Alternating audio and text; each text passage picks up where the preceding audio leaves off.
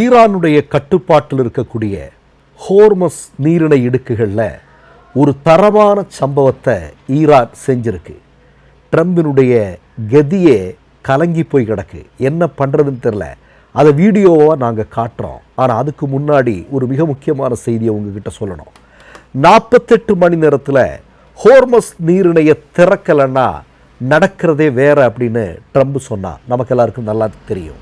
ஆனால் இன்னைக்கு 48 மணி நேரம் கழித்ததற்கு பிறகு ட்ரம்ப் உலக மக்களிடம் சொல்கிறார், 10 நாட்கள் கெடு விதித்திருக்கிறேன். 10 நாட்களுக்குள்ள ஹோர்மஸ் நீரிணையை கப்பல்கள் போக்குவரத்திற்கு இடையூறு இல்லாமல் திறந்து விட்டா போதும் அப்படின்னு ட்ரம்ப் பல்ட்டி அடிச்சிருக்கிறான். அது மட்டுமல்ல, கூடுதலான ஒரு செய்தி வந்திருக்கிறது. என்ன அப்படின்னா, இஸ்ரேலுடைய ஹிட் லிஸ்டில் இருக்கக்கூடிய ஈரான் தலைவர்கள், இப்போ அப்பாஸ் அராச்சி உட்பட எல்லாரையுமே ஹிட் லிஸ்ட்ல இருந்து நாங்கள் தூக்கிடுறோம், அவங்கள நாங்கள் எதுவுமே பண்ண மாட்டோம் அப்படின்னு இஸ்ரேல் பல்ட்டி அடித்திருக்கிறார்கள். அது மட்டுமல்ல, கூடுதலாக ட்ரம்ப் என்ன சொல்றேன்னா, கடந்த சில தினங்களாக 10 கப்பல்களை அந்த வழியாக போறதுக்கு ஈரான் அனுமதித்திருக்கிறார்கள் என்று சொல்கிறான். கூடுதலாக ட்ரம்ப் சொல்றான், 7 நாட்கள் கொஞ்சம் இதை பார்த்துங்க அப்படின்னு எங்கிட்ட கெஞ்சினாங்க ஈரானுடைய தலைவர்கள். நான் 10 நாட்களாக கொடுத்துருக்கிறேன் அப்படின்னு சொல்லியிருக்கிறான்.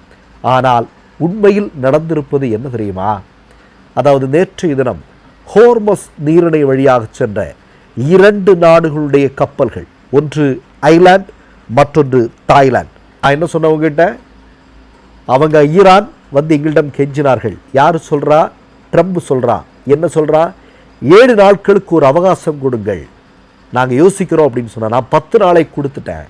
நான் ஏன் கொடுத்தேன் அப்படின்னா, 10 அமெரிக்க ஆதரவு கப்பல்களை அந்த வழியாக போக விட்டாங்க, அதனால நாங்கள் அனுமதிச்சோன்னு சொன்னான். ஆனால் இன்றைக்கு என்ன நடந்திருக்கிறது? அமெரிக்க ஆதரவு கப்பல்கள் அத்துமீறி அந்த வழியாக சென்றதால் அவை சாம்பலாகி இருக்கக்கூடிய காட்சியைத்தான் நாம் பார்க்கிறோம்.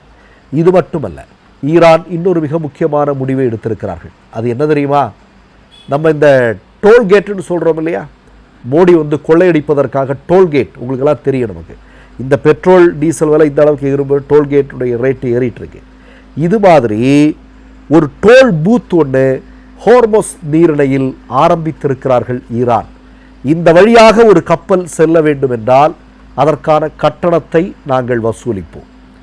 எந்த நாட்டிற்கு செல்கிறது, என்ன கொண்டு செல்கிறீர்கள், நீங்கள் எந்த நாட்டினுடைய ஆதரவாளர்கள், இதையெல்லாம் விசாரித்ததுக்கு அப்புறம் தான் நாங்கள் இதன் வழியாக வெளியே அனுப்புவோம் அப்படிங்கிறதுக்காக ஒரு டோல் பூத் ஒன்று ஈரான் ஹோர்மஸ் நீரிணையில் ஆரம்பிச்சிருக்காங்க.